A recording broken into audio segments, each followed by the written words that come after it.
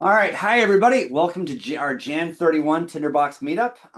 Can't believe January is already almost gone. Amazing. Super excited about today's conversation. A couple things. One is Jacob Evans is here, and he's been working on a project on integrating email in Tinderbox. So I can't wait to see that. We were going to have an AI router discussion this week, and that by Daniel Tubb from a university in Canada. That got pushed to next week. So you're definitely going to want to watch that because he's figured out a routing solution between multiple AI services and Tinderbox. So that's going to be super exciting. And then so today we've got for our, typically what we do is we go around the room. We have new people introduce themselves. Don't see anybody new. I haven't seen Kim in ages though. Hi, Kim. Um, Welcome back. yeah. We want to then see if anybody has any topics that they want to discuss and if we have any themes. And we don't have a theme this week, but we do have a couple topics. So Jacob's going to talk to us about email, integrating email and Tinderbox. And I'd love to talk, especially given that Wynn's here as a fellow professor.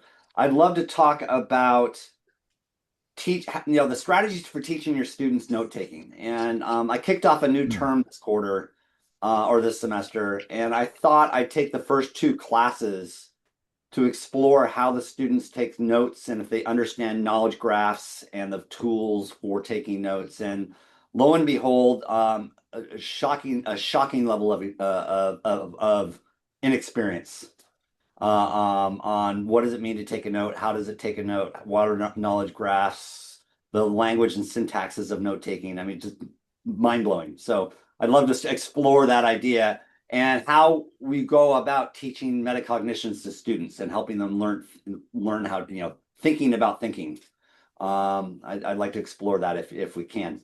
But let's start with Jacob though. So Jacob, you want to kick it Yeah, off? yeah, I'll kick us off. Again, I'm gonna probably only go for like 20 minutes. I'm gonna try I'm anyway, sure we can eke it to a because half an I hour. know we've talked about Markdown a lot, and I think some folks might be Markdown out. So I'm not gonna deep end on it too much. But I do want to. I think I got something that might be useful to some of you, so I'd like to demo it. And so yeah, I have this problem. Like I have many problems, but one of my problems is I get and send a lot of email, and oftentimes I want to um, not only make my emails look kind of richer, like use kind of all the wonderful kind of rich text tools that we have, but I also want to include other assets and stuff. So I find myself like copying and pasting a lot, and it's just super annoying. So I got to thinking, well, I wonder if there's a really great way to write in Markdown and convert that to styled text and include other things that are kind of useful and germane or kind of go with email. So and can I do it in Tinderbox, which is even better.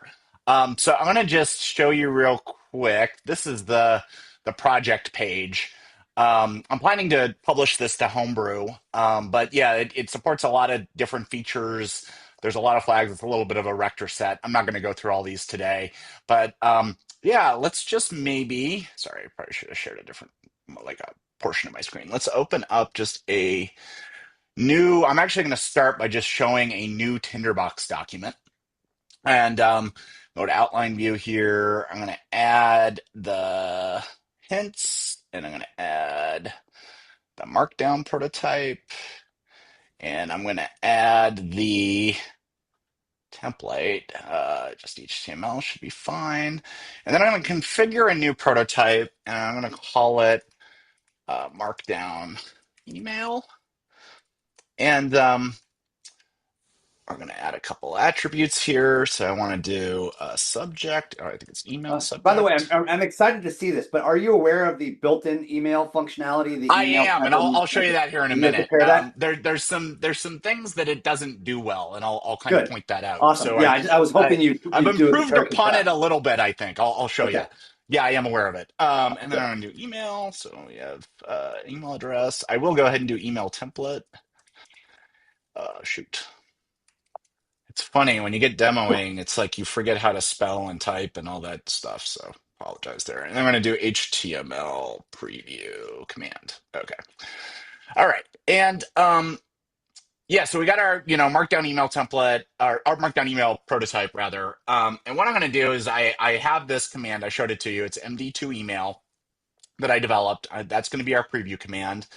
And then I'm also going to create a very simple Can I ask you, H.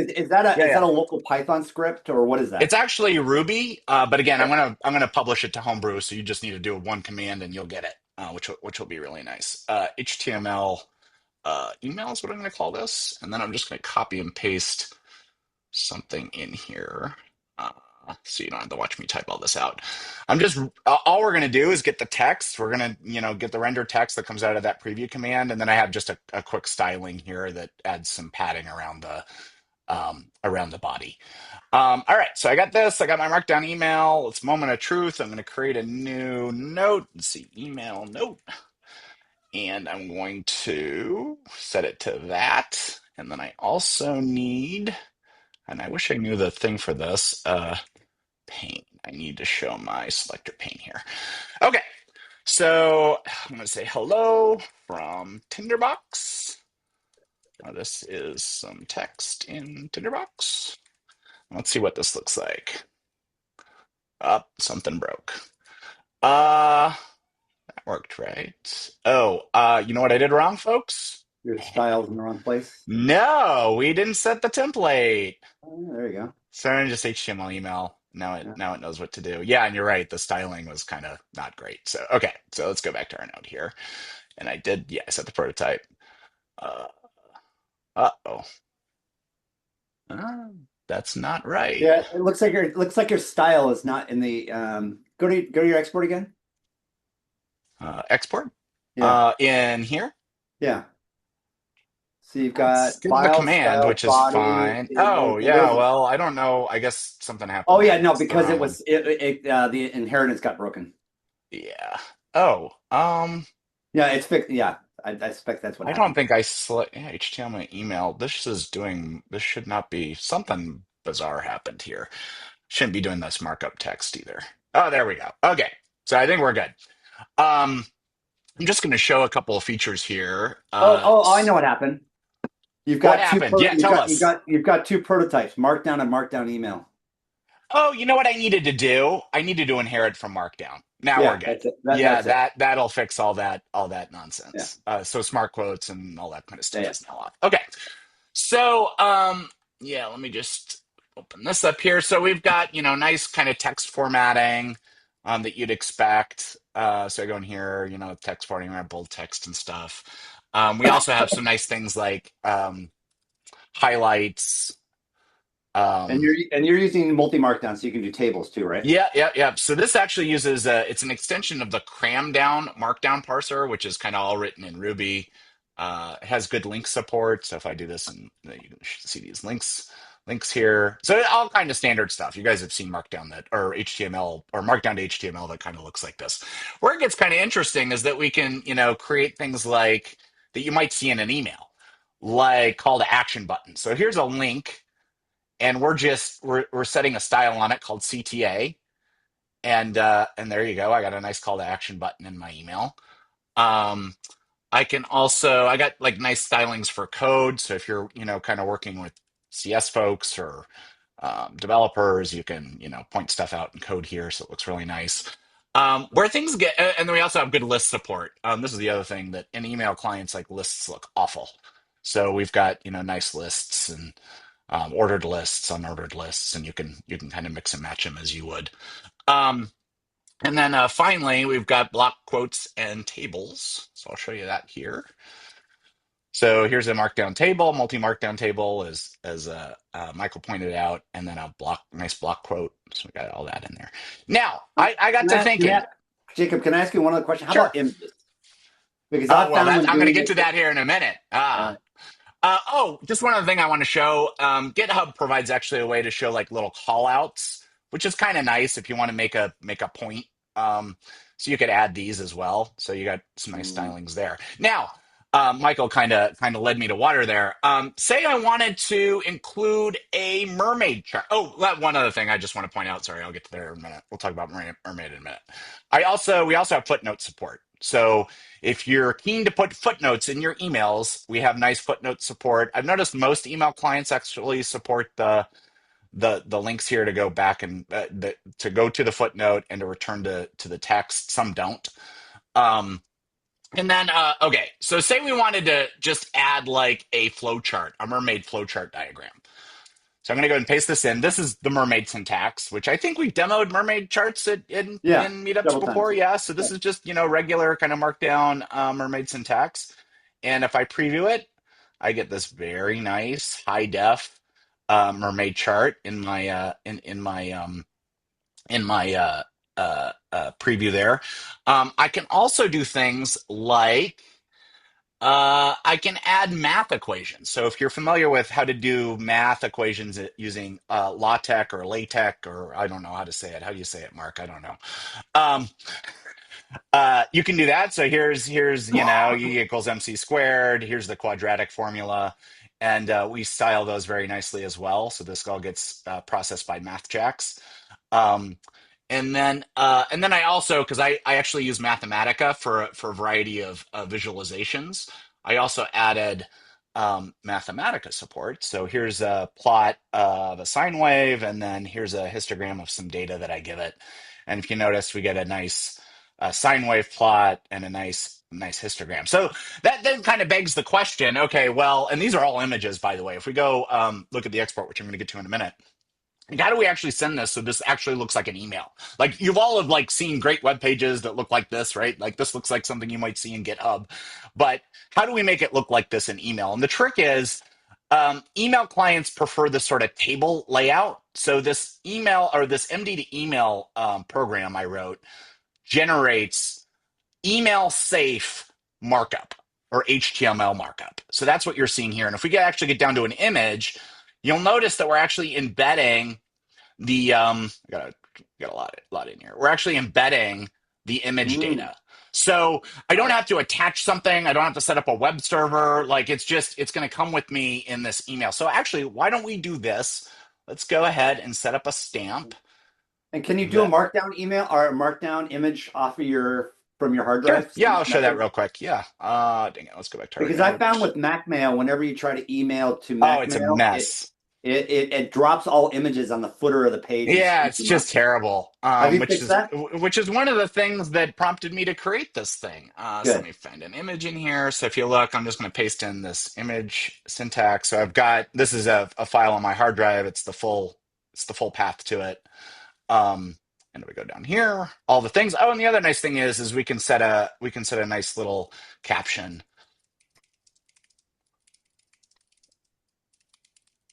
and you'll notice that it comes out in the in here as well. So, and you can also caption your charts and figures and that if you want. There's syntax for that.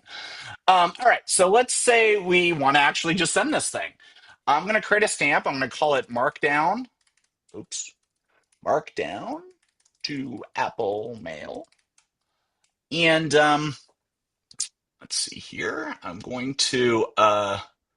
actually going to paste in the code, but I'll walk you through it here real quick. So this is the code. We want to pass to our command here, this MD2 email command, the actual markdown, like because it's responsible for rendering that nice HTML that we got that's email safe. Hmm. So what we do is we actually set the HTML preview command to like nothing. I don't want to use the preview command. I want just the text that's in the $ text attribute. And then we use this. I'm going to create this template here called templates markdown email, which is just a plain text email. It's going to do a couple of nice things for us. So let's go ahead and do that real quick. Call it markdown email. Oh, it's the wrong place. It's in here. Email. And I'm going to copy and paste this too. But just so you know, nothing's up the sleeve. What we can do is we can set a some YAML front matter. And we actually pull out of the note the email subject and the email value. So these get set automatically, and then we just take the text of the note. And again, this isn't going to get rendered as HTML. It'll just be Markdown because we're setting that preview command to blank. So we go ahead and render it. We run this Okay. command, this MD2 email command, passing in the text that we just rendered using exported string, and then we reset the HTML preview command to the default. So let's go ahead and see what happens. This is normally the point where the whole thing blows up. So I'm gonna go Well, as in email. any good demo, it should, right? I know, right? Email from Tinderbox. I'm actually gonna send this so I can kind of show you how things look to my work address. Um, and there we go. I'm gonna go ahead and run the stamp. Markdown to email. Let's see what we get back here. And Make sure that. Does your Ruby code actually have a send email command in the background Hmm. of the command line? I got a yeah, so it should have. I wonder if I messed up the template here. Markdown email. That looks right. I jinxed myself, guys. Preview command. This Looks looks like an right. extra, to me, looks like an extra, maybe an extra space in the run my command, J Evans slash space period. It No, may I have, don't think that's a space in there. okay, that's okay. All right, It, let's try. Oh, I'm not gonna save this. Let's try this one more time. And I don't have any of my logging stuff in here, so as Chuck Wade is like, a big proponent of. All right, well, you know what we're gonna do, guys? I actually have. I went through all this morning, so I have a Tinderbox ready to go that I know works. So let me. I think it's this one here. This is what I've been copying and pasting from. Um, and my email message, email from Tinderbox. And again, I'm going to actually use my work email and stamps. Markdown to Apple Mail. There we go. I don't know what I got wrong there, but let me actually share. I'm going to share my whole screen so you guys can see what's going on here. Sorry about that. Just two. All right. Okay. So there we go. We actually got this test email that we had in Tinderbox here and Apple Mail with all of our figures and charts. Notice, Michael, there aren't any there's no garbage at the end of it. And Love it. then I'm just going to, I'm gonna actually send this from here, and I'm going to just send this off. And So it's not sending it for you; it's opening up Mac Mail and it's doing it. opening up Mac Mail. The kind of nice thing about that is I can, You can just I change your default email. right, I can edit it or change it or modify the who I'm sending it to. So here, this is what it looks like in Gmail. This came right out of my sent folder. I sent it from a Gmail address. Looks pretty good, right? beautiful. And then I'm going to open up what it looks like in Outlook here. If y'all know anything about Outlook and Yeah. email, it's Yeah. pretty Are you it's doing pretty any of the it's pretty Outlook miserable. tags? Are you doing any of the specialized No, Outlook tags? no. What it does is it does a lot of inline styling. So if we go look at the export here, like it basically, does this in there's no CSS in it. It does a bunch of inline styling and uses a table layout, Yeah. which then gets us this, really nice um, email out of Yeah. into Outlook.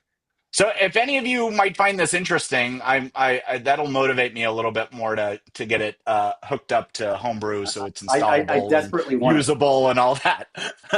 Yeah. Yeah. But Desperately yeah, it's want it. pretty nice. Like you can, I mean, I used it just this week to, write an email. Oh, I'll show one other thing actually, just real quick, because I don't think I used my whole 20 minutes. Um, so if I'm in Apple Mail, I'm actually just going to create a new message here. I'm just going to send this to myself. Actually, I don't even need to do that. So say I'm here either replying to a message or drafting a new message. I'm actually just going to take some text out of here. I'm going to put Markdown in here. So you'll notice this is plain text. I actually have a little keyboard maestro shortcut that'll pipe this through that script, that MD2 email script, and create just a nicely formatted email using that same sort of styling and format. So you don't have to use I designed it in a way where I don't necessarily have to do it out of Tinderbox. With Tinderbox, we get all this other great functionality, right? Like we can merge data together, we can do data analysis, we can pull attributes in and stuff. We could even create a workflow where you send newsletters out of Tinderbox automatically. There's a way to connect this up with an SMTP server, so it doesn't even flow through Apple Mail. It just sends it on your behalf. Um, so Can, yeah, can you, can you document that? By the way, I'd love to. yeah. So if we look here, it's actually you just go in and set up your SFTP servers. So there's actually a config file, and I setting this up with Gmail was like trivial. Like all I needed to go in and do is create an app password for it for my account, and set my from name and yeah, it was this is really all it was. Actually, it's this one here. And yeah, it'll send it off to Gmail to be All right. delivered for you.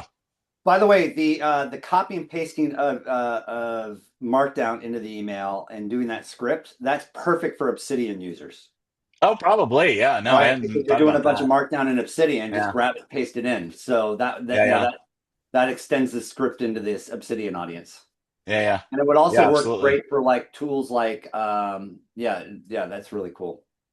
So So anyway, I wanted the one thing I want to do is get it working with because I know a lot of people use Python and kind of related libraries for data visualization. Folks that are using Jupyter notebooks and other stuff. I'm going to get that working. That's not my kind of thing. Like I said, I typically use Mathematica for that stuff, but I think that'll be really useful to many folks. So anyway, that was what my little pet project this week. if you have a few more minutes though, can you explain the Ruby code though and open that up? You went through that really fast. Oh well, Is that too there's a much? lot there's a lot going on. Yeah. So yeah, what it does is it extends Cramdown's rendering engine, and what it does is it for common HTML like paragraph tags and block quotes and all that, it makes it email safe by wrapping it in tables, as we saw in the export. Right. But then it also inlines styles. So you can create your own style sheet, just a regular CSS file, and it uses selectors to say, oh, hey, I got a paragraph tag. What styles are we applying to paragraphs? Oh, it's this. I'm going to inline that style to the Right. paragraph tag, setting style equal to whatever the paragraph style definition is in your CSS. So yeah, and then again, it has custom renderers for Mermaid, LaTeX Math, and Mathematica, and Right. I took pains to ensure that the images that are embedded are Retina, meaning it kind of doubles them, and then sets the width so that they look nice and sharp. I was like, oh man, all these look blurry on my screen, and it's because I'm using a Retina display. Yeah.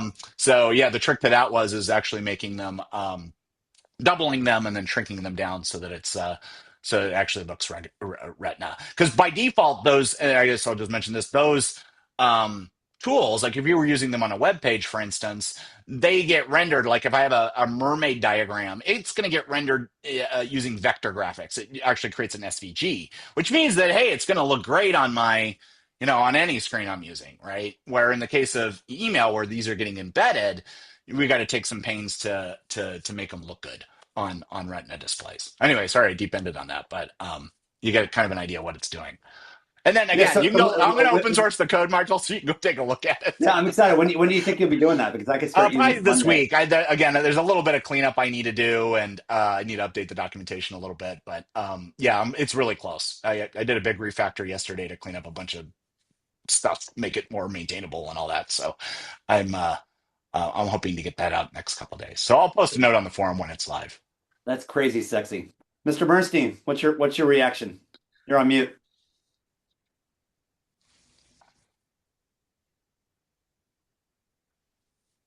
Still on mute. Still on mute, and now I'm off mute. This is incredibly impressive. How much time did this take? Okay, I'm going to tell you all a little secret. I know this is going to go public, so but whatever. I use Cloud Code for most of it. Most of it was vibe coded. I just like let Yeah, it rip and gave it guidance, and it did lots of dumb things. And if you've used Cloud Code to vibe code, like it duplicates itself. It's super lazy. So I had to be the minder and tell the, as you like to say, Mark, the slave of steel to do the right thing. But yeah, it was mostly vibe coded. I'm like, yeah, I have this idea, and it did take a fair amount of like trial and error to get things looking right in Apple Mail, which was kind of my goal. But right. yeah, it was mostly vibe coded. I just, kind of did it, had it, running on the side while I was, doing my day job. Yeah, well, and Well, understanding how to guide the genie, as Kent Beck Yes. has taken to calling it, because if you just give it its head, I mean, there was the day when I was recovering from the flu shot, and I said, "Oh, let's just vibe code a bit," and it was a disaster. It's a But disaster. uh, but but it's extraordinary how how far you can get with Mhm. these libraries and a little bit of gumption and a couple of rubs of the magic lamp.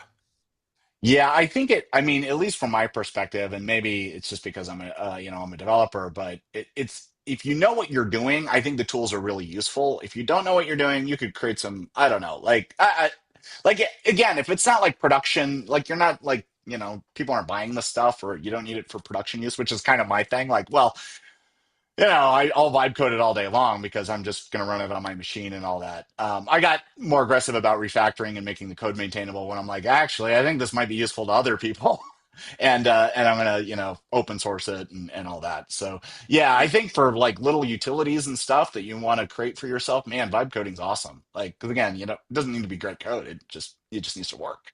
But after all, we've got Mathematica. I mean, we've got math notation. We've got all sort. Yeah, we've got Mermaid. I saw someone now has cloned Mermaid to just make it look better, which is Oh, very cool. nice. Yeah. Yeah, yeah. And Mermaid's a little. It's a little. How do I Clunky. say this? It's yes, very utilitarian. I'll put it that it's way. called Beautiful Mermaid, and I haven't actually I'll have to look played at with it. it much, but it's a very interesting idea, and it's a rewrite to make it themable. Oh, very So cool. Oh, so I'll have to that take a could be look at that. cool. Yeah, I mean, I actually built I think two or three mermaid charts this week for presentations and meetings I was doing and stuff. So it's it's really helpful to just create a quick chart like that you just need as a visual. But you're right, it's ugly as sin.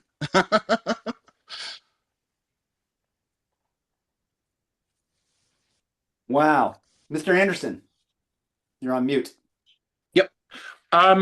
Yeah, this is really interesting. But it's interesting as we were watching some bit of configuration at the beginning, and it reminded me of something I tripped over.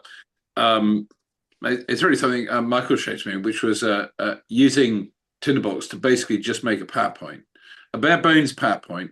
The point being, this was about the general planning of a quite large PowerPoint presentation rather than actually really trying to write the full detail of it. What was interesting there is that it sort of becomes a different use of Markdown. So I Mhm. remember, was it about 10 years ago when the angry horde of Rome turned up at our little village, very angry and complaining of why isn't everything built in We never Markdown? left, This Mark, is how but the world is, and and there's a certain amount of surprises. Well, actually, Markdown makes HTML, which turns out was been working very well for a long time. Thank you very much. And there right, was a right. slight non-meeting of minds, and there is that sort of support. But this is in a way, this is quite interesting, and it sort of to me it's this vibe of is this the end of the word processor? Has WYSIWYG really sort of done its bit? Because if you think about a future where most of our writing will be remediated, i.e., it's going to be read in a way we never wrote it. So Mm. writing it on a bit of false paper on screen is perhaps a really dumb way to do things. And if you're going to do that, actually, turns out something like Markdown, you could make something better. But of things we have today, Markdown in this way of separation of sort of some of the style out, but being able to give some indication of what you're doing is actually quite an elegant mix. So if you're doing that, then the Markdown as it's configured at the moment in the app is essentially trying to allow you to write HTML pages in Markdown using Markdown. So if you're Mhm. someone if you're someone who only understands how to write Markdown, which is where I think this starts, then you can make HTML because you don't know how to write HTML, but you can use Markdown. Whereas this is, I think, an interestingly different use. And I'm in the sense I'm going to write in Markdown as a thing. I'm not going to post-process it. But I tripped over this with the thing I was doing with Michael because what I wanted export code. So for instance, I wanted to read values out of attributes into my Markdown. But what Yeah. I wanted that went out, because I was putting into, so that the thing there was you take it, you put it into Pandoc, and Pandoc spits out a PowerPoint that basically is obviously built off a bare bones sort of Microsoft model, so that you have something that you can actually use all the themes that are built into Tinderbox. You can't use it with a custom template or something, but you basically can make a quite large and reasonably complex PowerPoint, but bar animation and stuff. But if you just want to do that, because you're trying to plan a large presentation or something. It's interesting, and so I'm just seeing this say an interesting thing here. So this is a useful and different work of Markdown where we're using it in a slightly different way. We're not doing it as a precursor to writing HTML. We're actually using it as a deliberate form that's going to then be post-processed into another thing, be it Yeah. By something be it else. rich email or be it a PowerPoint or whatever. Yeah, Well, which yeah, go ahead. and Sorry, it's that, Michael. and it's that whole point too that I've been learning is, I call it the what my marketing brain puts a label on it, like the content separation appearance framework, right? The CS, basically you're separating your content from structure and appearance. And so Yeah. that way you can then use any of these post-processing remediation tools to do whatever the hell you want, right? Whereas when you're stuck in the tools like Word that force structure and appearance and design all into one place, refactoring that. Yeah, I mean, how many hours of our lives have we lost? Days of our lives have we lost by screwing around in PowerPoint formatting? When we're But really wanting to be focusing on our thinking. Word's even it was worse. I think interesting. PowerPoint's easier. Word's Oh, like, oh Word my or gosh, Word, like, oh or Word is geez, just a nightmare. Yeah, yeah, it's a nightmare. yeah. But I'm sorry, Mark. something that is interesting in this is because I think I shared the PowerPoint thing in the backstage, and we immediately went down the rabbit hole of, oh, there's a better way to do that. I'm thinking you are completely missing the point. It's not about whether you do it via the command line or you do it via this or that. That's not the point. Yeah, You're writing basically an outline in Markdown using you're basically using things that Tinderbox does well and right. to basically to generate Markdown. At that Mhm. point, Tinderbox job is done. It's pass the information, then the next bit in the process will do. And I Correct. think I was just putting a pin in that because this seems remarkably similar in a Mhm. way, because you're not trying to write. I think this is where people get confused. We're not trying to build the whole thing in Tinderbox. I mean, you do Right. get an outcome that is the end, but the thing is understanding what Tinderbox's role is and why it's valuable. So you can use the parts it does well, and then you're not trying to force it to do all sorts of other stuff because luckily we have tools to do that. But Well, anyway, and that thanks. goes back to what Andreas has kicked off for us, and Dave Rogers with his best practices is this whole like, and this I think this is the theme for 2026. Our thinking workflows. And where do the various tools in our personal workflows fit? And Tinderbox doesn't do everything, but it does a hell of a lot of great stuff in the middle. It's just that's the way I look at it. Would you mind showing your PowerPoint? Let's let Chuck talk, but would you mind showing your project? Yeah, Chuck, go ahead. You're on mute. Um, Sort of along the lines of what Mark was just rambling about. And I'm going to ramble a little bit here myself. You know, I would say, Jacob, that you've actually given me maybe the best compelling reason to use Markdown that I've seen yet. Wow, I'm putting that in the win column for the week, Yeah, Chuck. for That sure. is my Yeah, win. yeah, That is my win. Thank you. yeah. I've been starved for wins this week, so you gave me one. Thank you. Yeah. It's. On the other hand, I'm still just kind of frustrated by the whole issue. If there's a common representation format that's emerged that is used more universally than anything else, it's HTML, which is also a cesspool of all kinds of accumulated junk, and horribly manipulated and used by all kinds of applications that haven't a clue of what they're doing. But still, when we talk about trying to generate email, um, almost all email systems do tend to um, leverage HTML structures for the messages they're sending. So I was kind of struck by your going back to the Markdown and then generating HTML in the email directly from the Markdown. Whereas Yeah, you had the preview that showed exactly what you wanted. And I guess I'm a little bit curious as to what was the motivation to go in that direction. well, I'll tell you. If I had my druthers, the world would not send HTML email. Like we would be all on plain text, and that would be it, right? Because it's easier to search. Like it's not bloated. if you don't know about how Outlook handles email, for instance, No, no, it uses we're not. actually Word's rendering engine for the Right. HTML, which is why you got to do Right. all kinds of weird things to make it look okay. Um, so I got to thinking, well, gosh, it'd just be great if I could write emails in Markdown, which is plain text, and then Yeah. I could make them rich text for all these people that like sending rich text and putting their logo in the signature and all that stuff like that. That's kind of where I was coming from. Right. Right. And that and knowing, unfortunately or fortunately, I guess depends on how you look at it. I've done a fair amount of work as an engineer in how to send emails that these various email clients can render well. So I kind of put that knowledge to good use here, and yeah, that's where Well, we kind of ended up where we're at. So well, you I don't kind know, of is that helpful targeted. or not? You kind of targeted the two worst email clients I can think of. Yeah. But Outlook they're the is the most absolute they're the most horrifying. used. I Yeah. know. I'm with you. Outlook's a Frankenstein. Um, I mean, it is just beyond belief how bad I'm with Outlook you. is. I'm with you. Hey, Anyone who Jacob. doesn't, Oh, go and ahead. anyone who doesn't believe me on that, simply open up the raw text of an Outlook message and compare it to the text that is generated by anything else. And the Outlook is this massive block of all kinds of correct. Correct. It's basically reinterpreting Word, Yeah. and almost any other email client will give you this little tiny piece. Mm.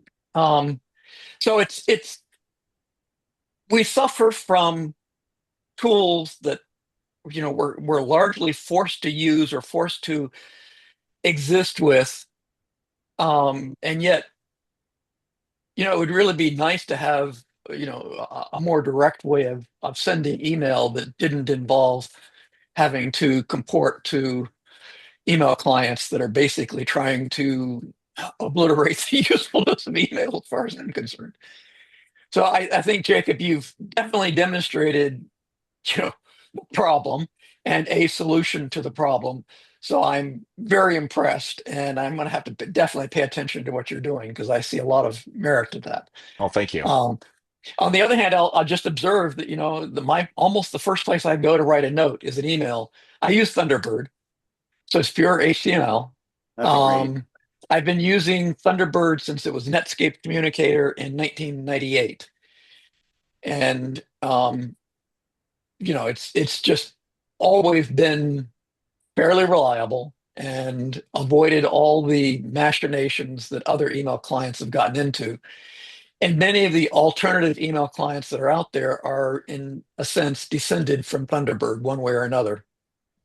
So it just seems to me like there ought to be a more direct way to connect email without some of the baggage of having to support awful email clients. But that's just an observation. And again, I commend you for having achieved Herculean results. Thank you. So I have a few. One question is, I'd love a list of people's favorite email clients, and then I've got a comment for Jacob. If you wouldn't mind sharing your screen real quick, I'd like to ask you Sure. something. You want to do that first? Yeah, let's do that first. All right, cool. All right, There's here just we are. one little nuance I think I captured. So when Okay. you go to your markdown, your stamp, Oh, stamp. Yeah. right? Let's see. Sorry, it's Right? in I'm not. stamps. I'm not. No, maybe it was in the stamp. Where were you resetting? Was it in the template It's where you're? here. It's here. No, where you were resetting HTML? Oh, yeah, HTML preview. Okay. I'm not sure you need to do that because if you go to your template where you say HTML, No, uh, it's using and I'll tell you why I'm doing that here no, in no. a. But let me kind of Go finish. go ahead and finish. Instead, And I'll instead of doing caret text there, why aren't you doing value text? because I want what I want, and Oh, because you maybe want the Mark. processing of all the I stuff want it to inside. Yeah, yeah, process got it, that got it, got it, text. I want to be got it, able to got it, use got it, yeah, includes and yeah, values and yeah, yeah, got it, all got it. that good, and Yeah, maybe other stuff that yeah, Tinderbox gives us, right? got So it. that's why I'm doing this. Yep. Right. Yep. Yeah. Yeah, and if you look, Perfect. like Chuck, I don't know if you noticed, but we go in the export here, like this is just a mess. Like, and there's no way I could write any of this by hand. Like this is, to your point, this is kind of the HTML that Well, Outlook you could, but expects. why? Well, That's why yeah, we have right, tools like Tinderbox, right? right, exactly. Yeah, Mr. Anderson. Yeah, but that's a really good point too, that post-processing element. I do a Yeah. lot of that with my when I intermix HTML and Markdown in the same project. Hmm. I'll pipe off the files over to my TBX config, the text of the TBX config note, do that processing, and then Oh, bring it back nice. and then stick it in. So I hadn't thought about that. That's that's actually a good another idea. interim way of kind of, when I have some Yeah. really, really complex files, if I have an interim step, I can pop it over there, have it process it and spit it back. That's a good idea because you do need a note, right? You can't just give it Correct. some text. You got to give it the note when you're doing Correct. that So I give it export the string or TBX exported config string. notes text, and Yeah. that's like my scratch pad. Oh, that's cool. That's a great idea. I'm going to steal that for sure. All right. Mr. Anderson. So I think, and Mark can correct me here. After I think I'd already written to him saying what I need is thinking. Oh, wait a minute, because I said what I want is I want caret text, but I don't want any default. I just don't want it to do any HTML stuff. I just want it basically to do internal calls. Which one way to do that is just zero out all the attributes, which is kind of a pain in the bum, but it's perfectly easy to do. But I suddenly realized, oh, wait a minute, there is something that I haven't seen anyone use in a template very long time, which is caret text brackets plain. You don't need the closing bracket caret, but essentially it says give me the plain text.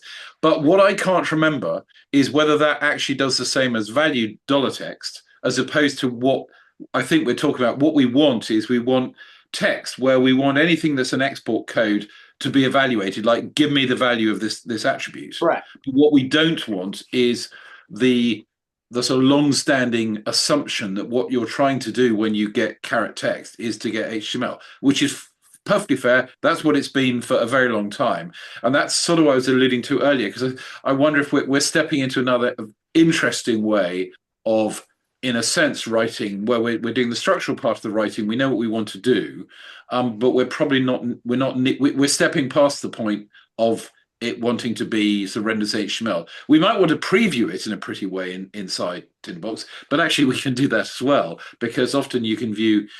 For instance, one of the things I quite often have done is I'll have a note that just cascades, has an include that cascades through the same set of thing that I'm using, say, one set of templates for export for, and it cascades a different set of templates to basically give me a different render because I want to see a different aspect of it.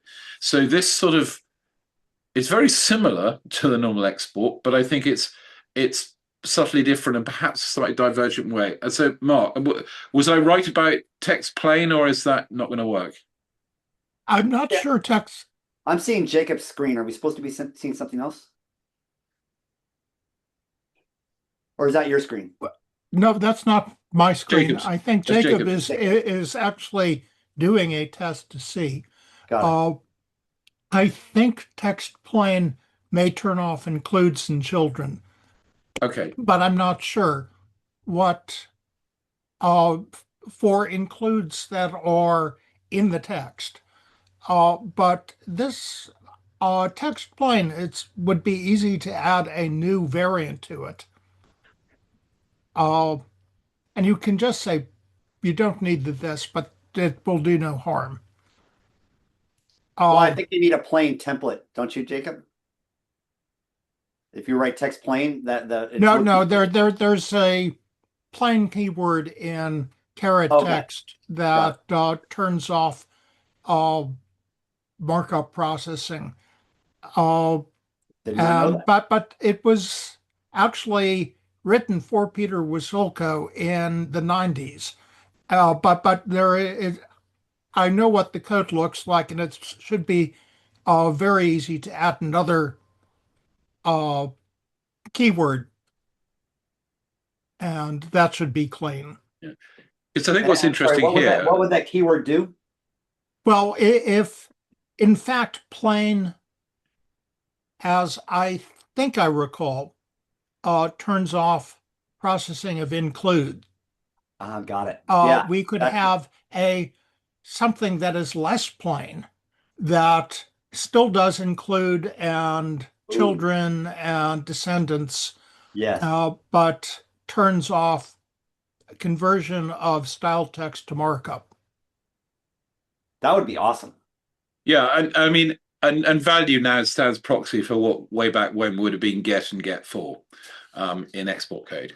And so it's just the same. I mean, the other side of me is thinking, okay, this is fun. So now how do I explain it to someone in the general forum? I say, yeah, I want that. I just want that. So where's the button?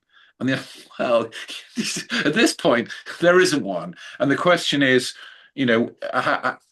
which bits are feasible? Which bits is it worth sort of encouraging somebody to learn, and which bits do want to be rolled up? Because most people don't need to look at that, that bit being made. And I don't, as I sit here, know quite where that edge lies. But certainly, I think being able to have a version of carrot text that essentially doesn't do any HTMLifying, but what it does do is it just reads data using the export, because it basically includes value calls, essentially attribute value calls. Yeah, that would be nice. Awesome. And what about your PowerPoint? You're going to show us? Yeah, I can do. 1 second. Right. Where we share. Now, Jacob, by the way, I'm thoroughly excited about what you just did. I cannot wait. That was a lot of fun. Yeah, I'm going to use it a lot. So are we seeing right? So the genesis of this is I have to blame, it's Michael's bright idea, not mine. And he showed me all of this, and I had a thing, and then I was doing something I shouldn't have done, and then something ate that unsaved Tinderbox, and I anyway. So I thought, I know, good test of what I learned. I'll sit down and I sort of write it again. So I sort of produced this. I remember. So what we've got here is, for the slides, we're just creating a container that's going to hold all the slides. So there's no further nesting by intent, because essentially each child note is going to be a slide. And I also found a useful, where is it?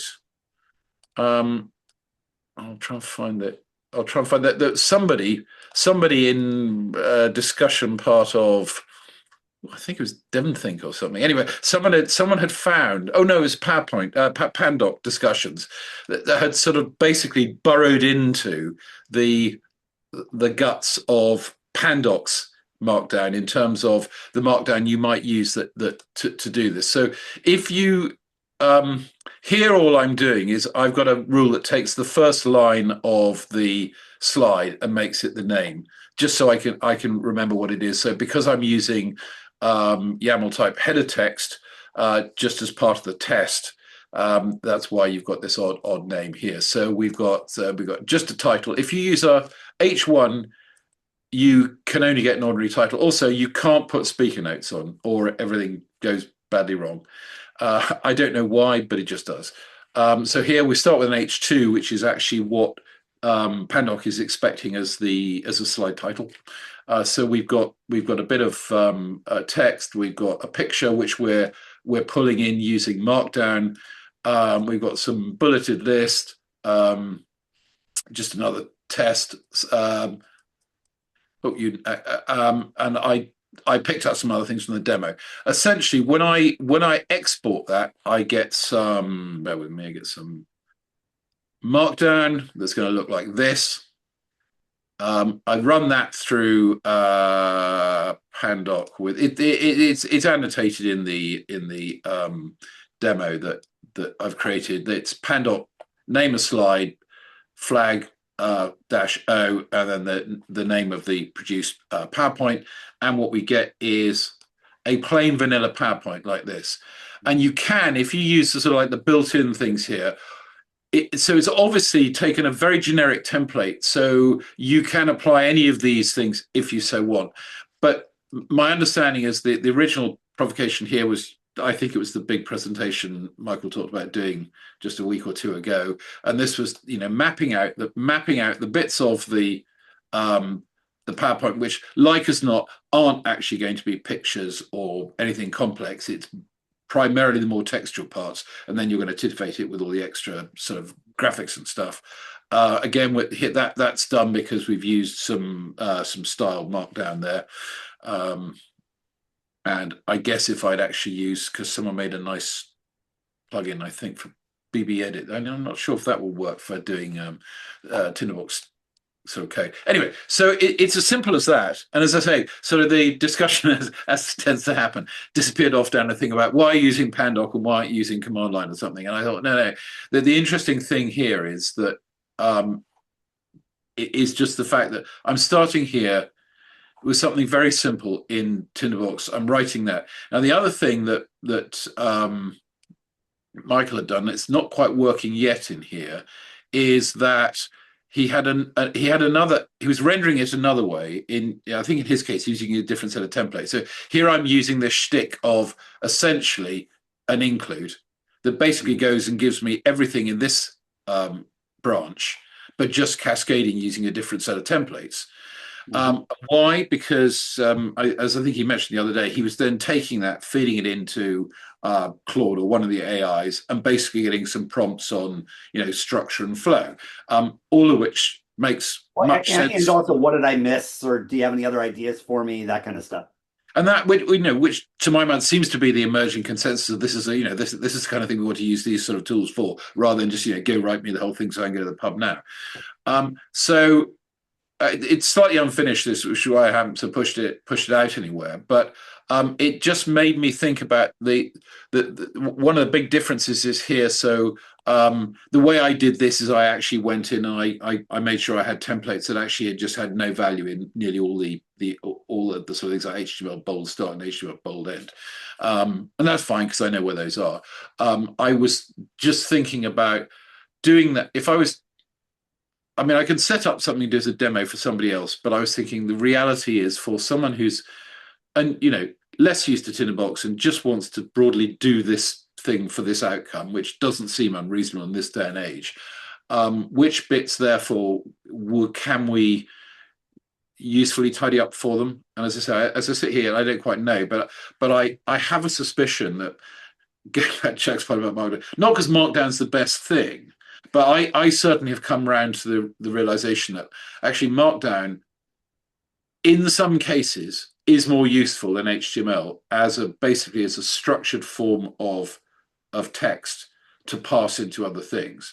I mean, doing work in XR, and the last thing you want to do is sort of, for instance, read a PDF into XR and then try and use something to try and jackhammer the text back out of the PDF just so you can show it in a nice floaty window, when you could have basically given it something simple like HTML and some styling, and then use that much more easy. I see Steve's hand up.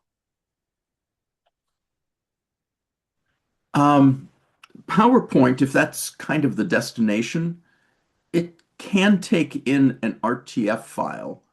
So is that a path rather than going through Pandoc? It might be, especially if you are one of the sort of, one of our sub communities who really just like to sit in and work in rich text.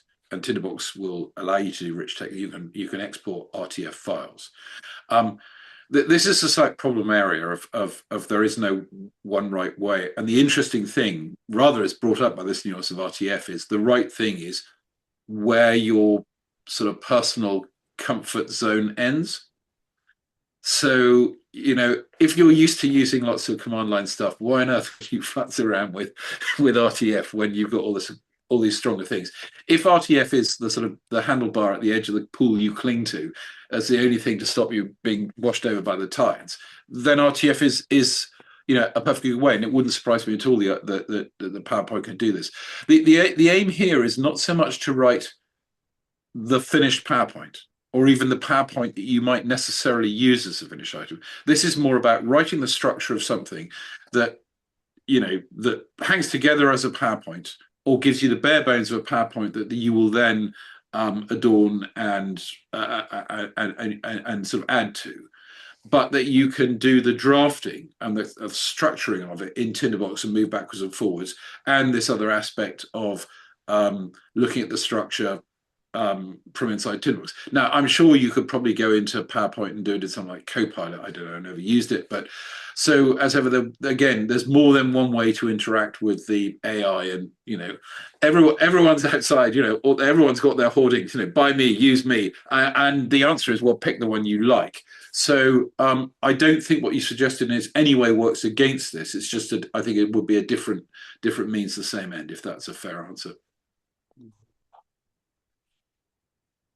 Yeah, and Mark, real quick, can you grab the text I just put in the chat and pull it up on screen so people can see it? Which So one other thing I wanted to make note is in your Pandoc UI, where you on your terminal where you say Pandoc -0 yeah, and the name. These are what I've got in the chat are other flags. okay. So if you wanted to pass, name of file, Pandoc name of file -O for the entire document. I don't remember what -O stands for. And then you can add other flags like the 2- reference -doc and give it a path. You can actually have Pandoc automatically apply a PowerPoint template.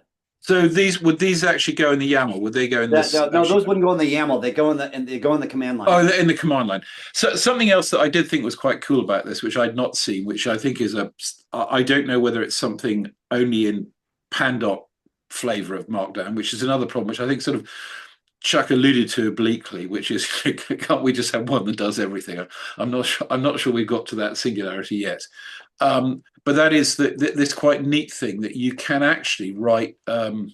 Let's take one. So where's one that's so I've actually written something here in the speaker notes, and if I go to the PowerPoint and I go to this one, lo and behold, we have got it there in the speaker notes. That's another interesting thing that you probably can't do with the RTF route is that you might write a fairly bare slide, but you might have written actually some speaker notes over which you burnt quite a lot of midnight oil.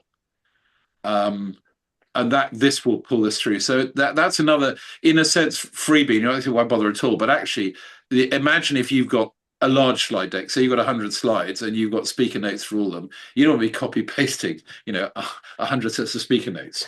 Whereas you could do this in Tinderbox, and I don't doubt if I was playing around more that you could always make this, for instance, a child note of that.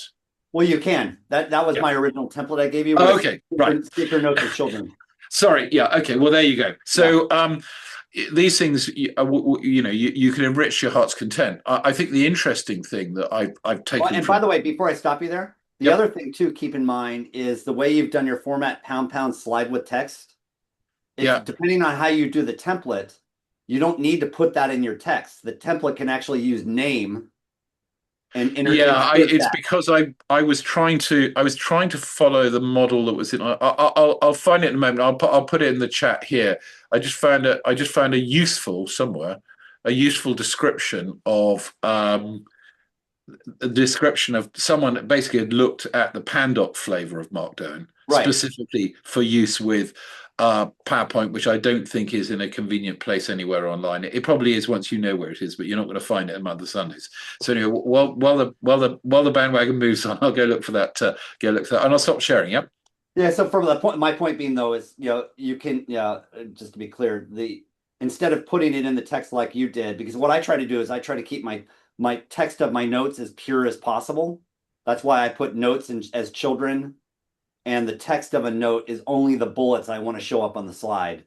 And the name is being generated from the name of the note. And you can construct your template to do that. Yeah.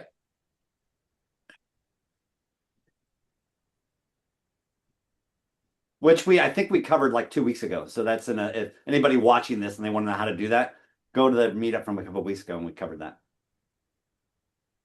By the way, Jacob, what's your pup's name? You've got a friend in the back. That one is, I have one under my desk. His name's Io, and then this one's Copper. Turn my blur off, you can see him. Yeah. Gotta love your fur babies, huh? I know. They keep me warm during the day. Here's Goldie. Oops. Your my camera went out. Well, I got the mic here. One other thing, I don't know, probably people have seen this, but I'm trying to get where's the copy of the URL. Something that's been rattling around, and probably a few people have seen, which is interesting, is the Mike Swanson blog about sort of software sticking its oar in where it ought not to. An interesting thought I had that I reflected back to Tinderbox in a different way is that he'd drawn the analogy of, lots of people aren't worried about having a better drill. They just want a hole in the wall. In fact, what they'd only want the hole in the wall. The only reason they want the hole in the wall is to stick a hook in it so they can put a picture up. So what they're trying to do, and this make me think of that's how a lot of things start in the forum, because people basically turn up saying, how do I hang my picture up? And really but they have very strong views on which sort of drills should be used, and it takes several loops of the conversation to get down to okay, what are we actually trying to do? What and part of it is, are you asking for an answer to your homework, or are you asking how your homework, how the homework might be done? And of course we always ask for the latter. We normally mean the former, but actually what we really in fact mean is something halfway in between. We want the answer now because we've got to get this done, but we sort of want to learn. But we probably don't want to learn now. We probably want to learn in sometime indeterminate in the future, if at all. And that's where sometimes the disconnect occurs. But anyway, it's an interesting article. I commend it to people. But by the way, the source of that concept, people don't want to buy your drill; they want to buy the hole, came from Theodore Levitt's 1960 paper, Marketing Myopathy. What he was trying to explain to marketers that stop focusing on building and selling a product, focus on solving people's problems. And what they want is to be able to hang the picture. They don't want your drill. And then there's a whole storyline that goes from that. Cool. So let's go back to my question about mail clients. Like I use Spark Mail, Mac OS, I don't really like. Anybody have a good mail client? I'm constantly looking for a better one.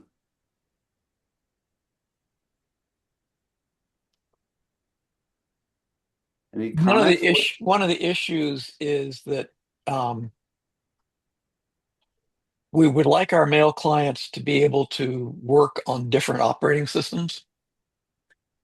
And so you might get a very good email client, but if it only runs on Mac OS and you also want to be able to use it, let's say in a Linux or Windows environment, that can be a problem. So one of the benefits of something like Thunderbird is that Thunderbird runs on all the main platforms.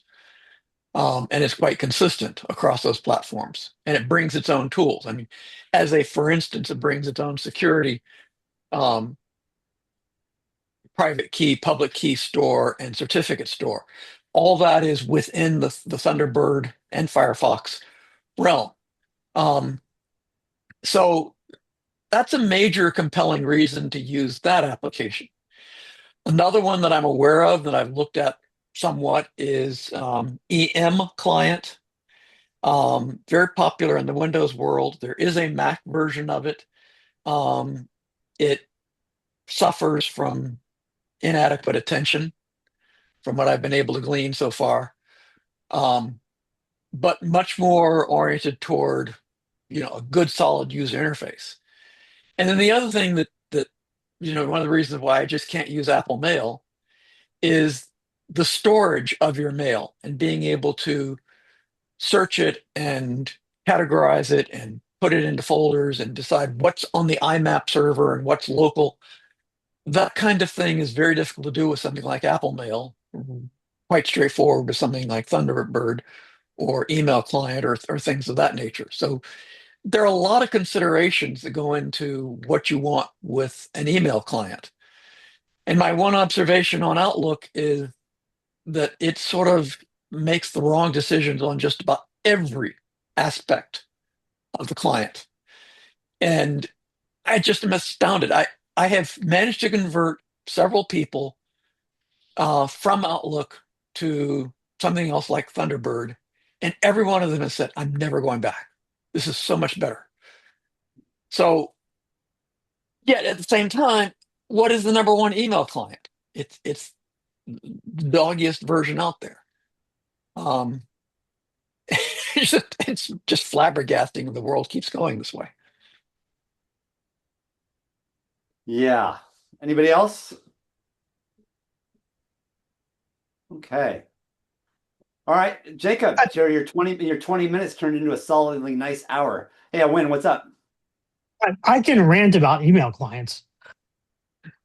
Yeah, please. Go for it. Please go for it. So I freaking Chuck hate makes a great them. point about Thunderbird being cross-platform. That's fortunately a problem I don't have to deal with. I will say I think that the dominance of Outlook is simply because of corporate buy-in to the Microsoft ecosystem.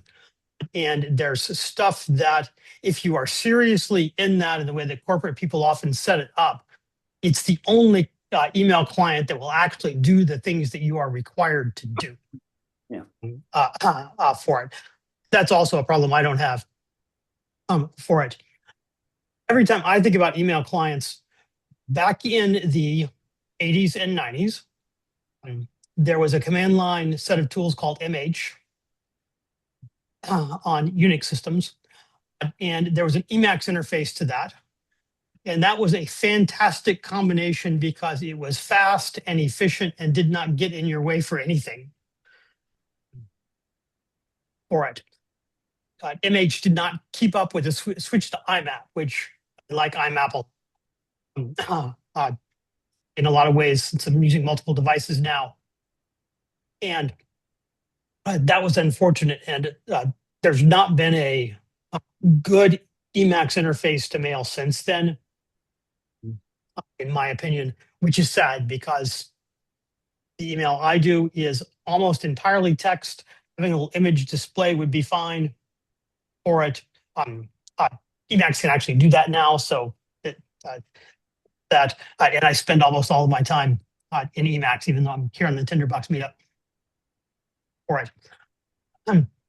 I have been looking at mail clients recently on the Mac because mail for a long time I was using mail.app because it was workable enough and there was a set of plugins that you could get for it that made it more reasonable, in particular for some keyboard shortcuts for it. A couple of releases ago, Apple decided that mail extensions were probably too big of a security concern and stopped letting you do that, which I find is a huge efficiency problem because keyboard shortcuts are awesome for it, and MacMail does not have that. MailMaven does, although customizing it is a little fiddly. So I've been looking at MailMate recently, as someone was recommending in the chat for it. MailMate seems like a pretty decent thing. Thunderbird has never really worked well enough for me in quite what I want to do, although Chuck, I'll take another look at it because I'm looking at these things. And I did look at MailMaven, which is what's also mentioned in the chat. It's new. It's by the people actually who made the plugins that I was using in mail.app.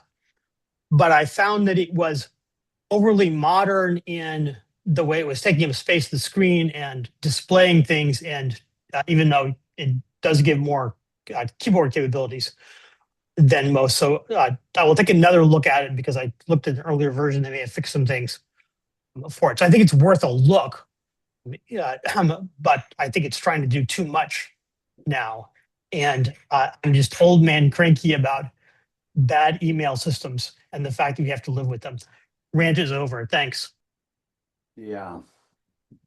The only thing I guess I'll mention, I use Apple Mail for really one reason, and it's because it's scriptable. Like I can script it with Apple Script. Mailman might be able to do the same thing, but it's easy to script. Like if I send an email, I have a keyboard shortcut that'll create a OmniFocus task prompting me to follow up on it. I can send email to OmniFocus. It's really OmniFocus in Mail, actually. Yeah. So that's what kind of kept me in the Apple Mail ecosystem is its scriptability. Yeah. It's crazy how we get locked into these ecosystems for sure. Mr. Peter. Okay, I wanted to tell you about a project I started just yesterday. It's not ready to show yet, but I'd been starting a new software development project, and I decided that I really wanted to put under version control from the very start. And I wanted to use the Pjoule version control system. But interacting with it from the command line kept breaking my workflow, and it was getting to be very irritating. So then I started debating, okay, maybe I'll build a text user interface and program that all up and run that in a terminal window inside of the browser. But that looked like it was going to be a huge learning curve. I found there's a new library for that. Let me see the name. OpenTUI is a tool for building old style advanced display terminal oriented textual interfaces. So that would let me build something in the terminal, but there was going to be a steep learning curve for it. And then I thought to myself, maybe this is entirely the wrong approach.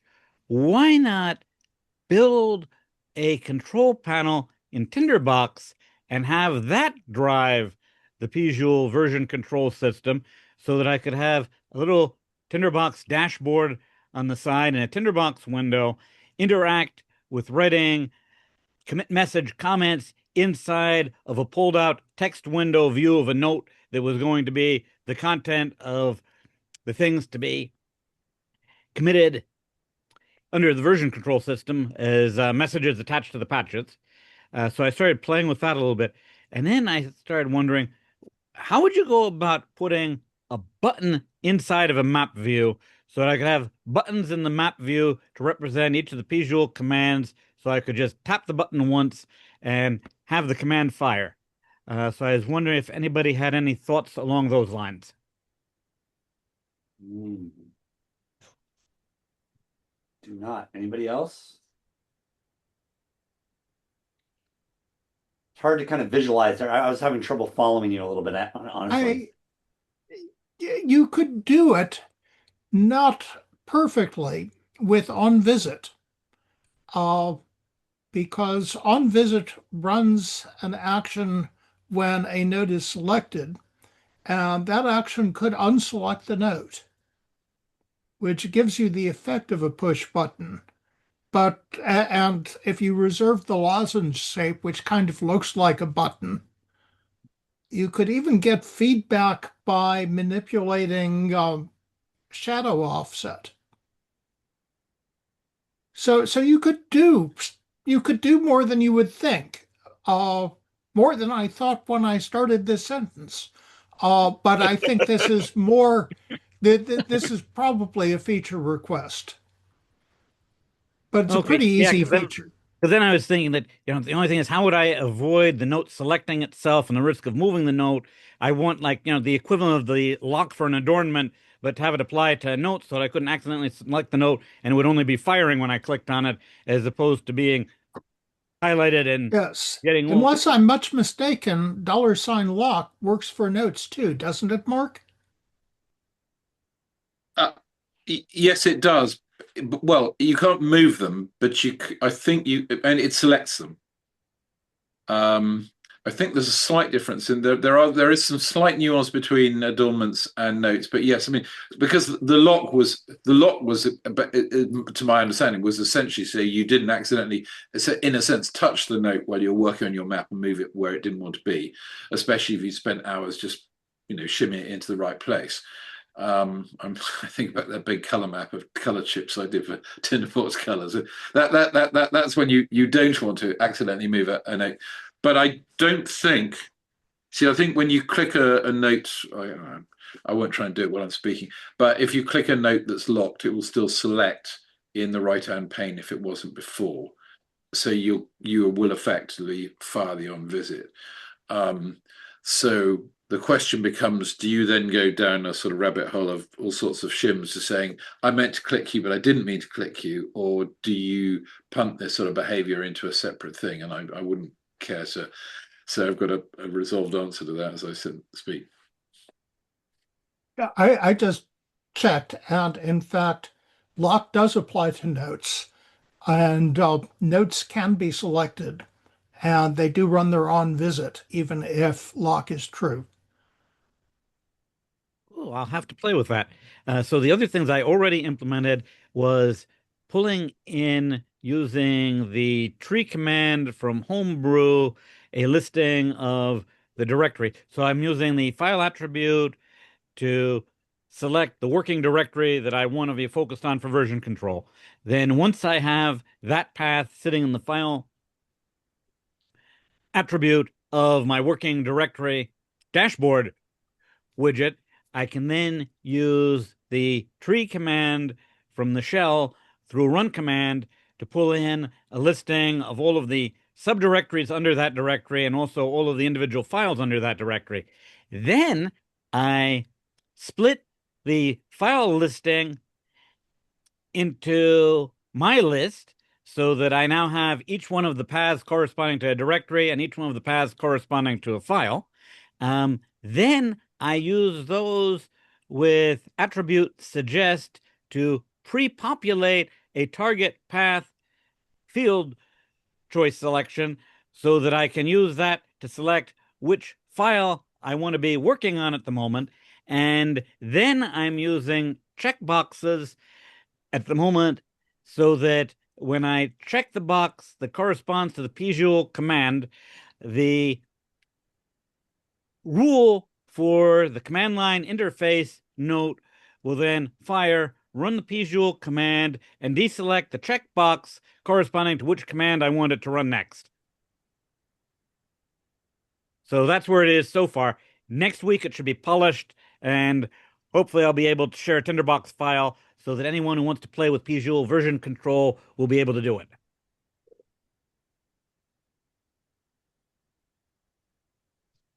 So that was my week's progress. Can you give a link for the pjul? Yeah, let me project? just find it fast. Sorry.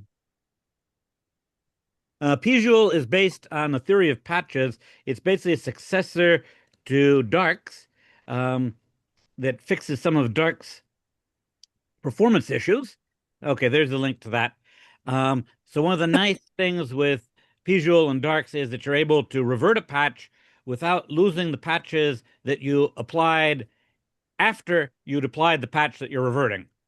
So it can reorder the patches using the category theory underlying the theory of patches to be able to resequence things and merge patches together. So I prefer that to Git, and it's a much nicer formalism there. So that's why I picked pjul. But again, pjul's command line interface just totally destroys my workflow, which is why going with the Tinderbox dashboard makes a heck of a lot more sense. And it's much more efficient than going off and writing a dedicated Neutralino command line, a Neutralino operating system app, or using the text user interface library to build a terminal-based interface to it. Tinderbox just sort of fills a sweet spot in between the two.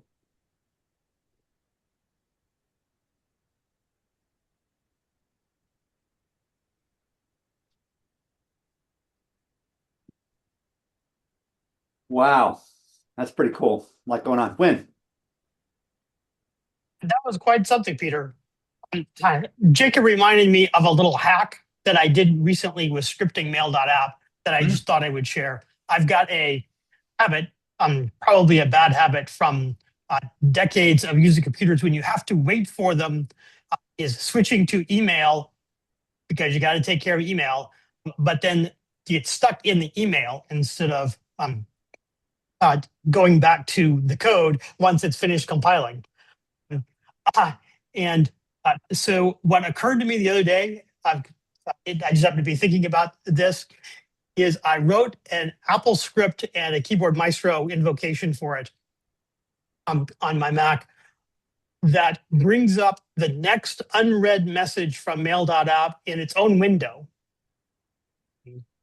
So that I get one email message, I can deal with it, and then not sitting staring at email, I'm sort of staring at the screen I had before. And this just turns out to be kind of nice. And I'm thinking about doing a similar thing to grab a web page that I want to read that I haven't for Safari, just as a way of, I get one thing to do while I'm without being distracted by all the other things that brings along. That's brilliant. And it kind of you avoid the infinity pool that is Apple Mail or the web or whatever. Oh, that's great. Exactly. No, that's really cool. All right. So we got about 12 minutes left. Any other topics? And by the way, Win, before that, what's your view on security around everything we've been talking about? I mean, Jacob says, doing it locally on my machine. Are there security issues that we need to be concerned about? The Can you narrow down Just what you in had in general, mind, Michael? like using the scripts too. Like when we go out, Jacob, well, I certainly trust you. I'm going out to homebrew. I'm down in a whole shit ton of code on my You computer, shouldn't. and Don't do that. yeah, what do we need to be concerned about this? So sort of everything, but it depends on context a bit. The So some thoughts. One is the homebrew has some reputation associated with it. It's not that you couldn't sort of get things in there that are malicious, but it's sort of more likely that someone would notice and come back about it. I'm not sure I would put things in, grab things sort of right away. And I don't know what their vetting process is. The things I use from there are mostly reasonably well-known packages, and fewer sort of like small random things. I would say downloading code from NPM is a mess because they're having really security problems. Downloading random Python packages that from PyPy is reasonably safe in the sense that people are paying attention to that, and they put in a lot of work on that for it. Anytime you're downloading code that can run outside a sandbox is sort of dangerous, but it's also the world we live in. Yeah. Running AIs that can make stuff up and run them on your system is just sort of dangerous because AIs make stuff up. And it also depends on what it's drawing on for inputs there. So running Claude code, that's an interesting kind of question because it will do a lot of stuff. I have not seen a lot of reports that Claude code by itself, for example, just goes off the rails. But there are other AI agents, things that come up with clever solutions, as we just had in the chat for ClaudeBot, that are pushing the envelope. I would, as I mentioned in the chat, one thing that I will be doing more of, now that I understand how to set it up, is I'm using UTM to run Mac OS virtual machines on my Macs. And so that's an environment you can just sort of more easily set up a useful setup for it. It consumes disk space more than anything else for it. And one thing that I think is not hard to do is create a base machine with the OS version you want, but it's sort of empty or has a little bit of your basic setup on it that you need, and clone that for doing other things. I think that's an interesting exploration. It is not technically more complicated than the things we do here in Tinderbox. I think within this audience, it's within it. If it would be helpful at some point, have a little write up in the forum on just setting up a Tinderbox or a Mac VM to try out dangerous stuff on. Could probably do that because the infrastructure for that's all. It can all be done for free. You spawned a thought there when, like, I'm just thinking about this. Like, I could probably upload a Tinderbox to the forum that runs a command that rsyncs someone's home directory to some random server, and we could put that in a rule, and there you go. Like, so, I think your point, yeah, we should generally be pretty suspicious about, stuff that we download that has the ability to run, just any kind of command. The one just quick point I was going to make, in terms of like security for the stuff I showcased here, probably the biggest one is just Mathematica code. Like you can run, like Mathematica has a gajillion functions, like tens of thousands. And it'll the scripts that the program that I designed will dutifully run it. There's no sandboxing or anything that's happening there. So someone sends you some code and says, "Hey, run this." They could do just what I articulated and, sync all your stuff to some unknown computer in some country that, we have no recourse in or whatever. So yeah, scary world. Yeah, and how does the average muggle handle this? No, Uh, uh, yeah, shaking his head. Chuck? The average mogul should probably consider setting themselves up as a regular user account on whatever system they're running on, not as an administrator. And then when they have to install something or do anything which is potentially an opportunity for an exploit, they're going to be required to put in a password, which admittedly is a bit of a nuisance. But there's an awful lot of evidence that that one trick would save people from about 90% of the malware that tends to be floating around at any point in time. So if you really want to suggest something to yourself and friends and neighbors that would be a reasonable security step to take that has modest pain associated with it, just stop using an administrator account for everything you do. Got it.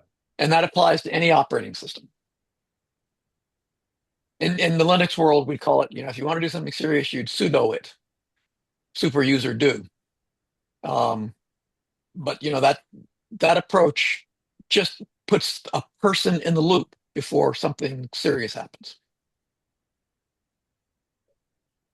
Chuck, on that front, on the Mac, I don't use Windows, so I'm not going to speak to that at all. I the I think that's good advice, but I'm wondering for reasonably experienced users, and for some definition of that, if you see an advantage to that approach that goes beyond the fact that you at least get prompted for things that require administrator level privileges, which you may unwisely click on to say okay, but you're not running with stronger privileges most of the time. Does that make sense? Yeah, I mean, the idea is that most things that could be truly disruptive to your system are going to require some kind of access and control that would allow something to be installed or code to be executed. Now, yes, there are malware attacks. There are various schemes that can be used to circumvent user privileges. And there are all kinds of privilege escalation techniques that are out there. But when you think about, what's a good safety that you can use, and I may be using that in the prophylactic sense, you want to just give yourself some degree of control. And as I said, there is a nuisance factor associated with every time you want to make a change to a preference or things like that. You may have to enter in the true administrator account and its password. And I've run that way for years, and my wife just, oh, yeah, I just can't put up with that. I won't do that. Oh well. And I also comment that I've seen a number of instances of where people who are really good security experts confess that, darn it, I actually got caught. And in every one of those instances, I've noticed if they had not been running as administrator, they wouldn't have been caught. And I think it's sometimes the hubris that people who really know what they're doing get into. And, there's so many things where you can just accidentally click something, or, the number of places where you can accidentally enter a password where you think you're putting the password where it was supposed to go, where you're actually putting it somewhere else. Those are all the kinds of things that, open up exploit opportunities. But if you're not running a administrator account, you're somewhat protected. Okay. So, like I said, there are no perfect solutions. To Wynn's original point, everything is a security issue. It has to be addressed. There's another thing going on, which I think is going to be really controversial. So I'm shifting gears a little bit here, and maybe Mark Bernstein has some insights on this. Um, One of the things that's going on is that Windows and Mac are getting really serious about clamping down on code execution. And we're rapidly approaching the point where our standard popular operating systems are only going to execute code which is signed by an authoritative CA or cert issuing system. And the CA browser forum seems to be hell bent on redoing the rules, and you'll now have to have a software installation certificate that will only have a few days of lifetime. And this is generating a great cash flow system for the DigiCerts and their ilk in the world. And again, it's infuriating to watch them setting all these rules that they can't justify, except that it increases their revenue stream, and that every software developer is going to have to sign into this process. There will be no long-lived certificates anymore, and it'll be impossible for users to even write software that'll run on their systems. Cory This. Doctorow has been warning about this for years, Oh yeah, and yeah. I've written and told him that this is alarmist, but it's not. You're going to need the personal authorization from Donald Trump or his heirs in order to write a script. And it's just at the moment when civilization is able to put this into everyone's hands, we're going to destroy it. And at the moment, like maybe the Chinese will be more sensible after they win this war. Mark, just a follow up. I have a question about possibly improving on Tinderbox security, or along the lines Jacob was asking about. And there may be something there I don't know about. Again, not as much of an expert as I'd like to be. But would it be possible to have a user setting that not contained within the Tinderbox file, that has a enable so that if you try to run a system command, or some things that could be identified as security sensitive things, we can start with just running the system commands, so that if I download a file and it tries to do something running a shell command, I have to give it permission to do that for it, because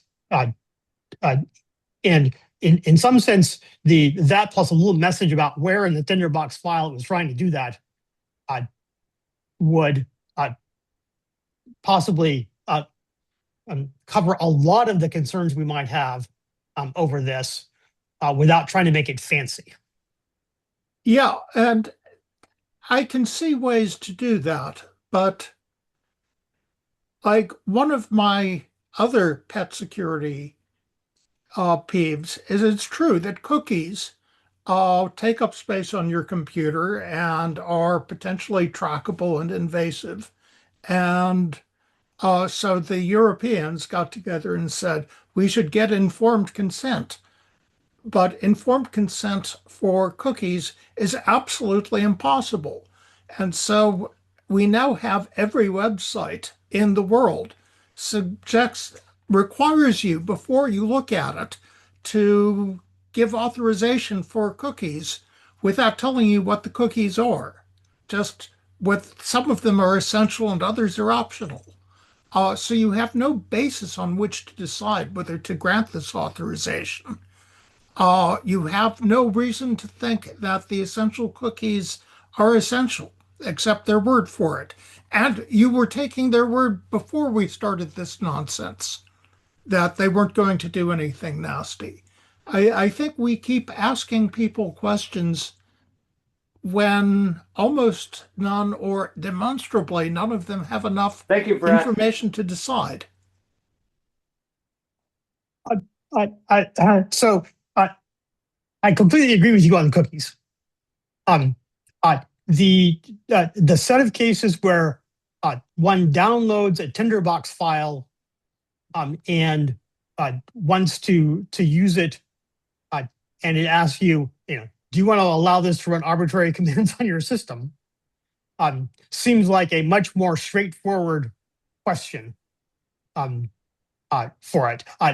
And you could have like turn off this warning and just save that setting for it. But just in terms of being able to understand the risk you've got with a file you downloaded from the forum or something, that's really as far as I was trying to go. I think it can be done. I'm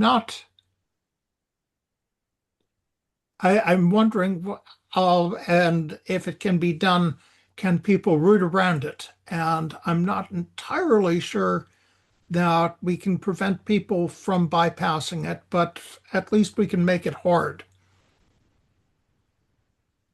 And if you want to talk about it offline or something, I'd be happy to brainstorm to some of it. But at least things that make it harder to accidentally execute arbitrary code these days do seem to be beneficial. Thanks. Awesome, guys. Well, let's do the metacognition thing in a couple weeks. Next week we've got our AI router, and then we'll take it from there. This is awesome. Appreciate your efforts. And Jacob, look at you. You took up the whole. You kicked off a whole hour and a half discussion. Awesome. Oh, hey, sorry about that. No problem. That's fantastic. This is really fun. I can't wait to get your toy to play with. Yeah, I can't wait to give it to you. Thank All you right. all. Thanks so All much. right, everybody. See you next See week. you, everyone. Bye-bye. Thanks a lot.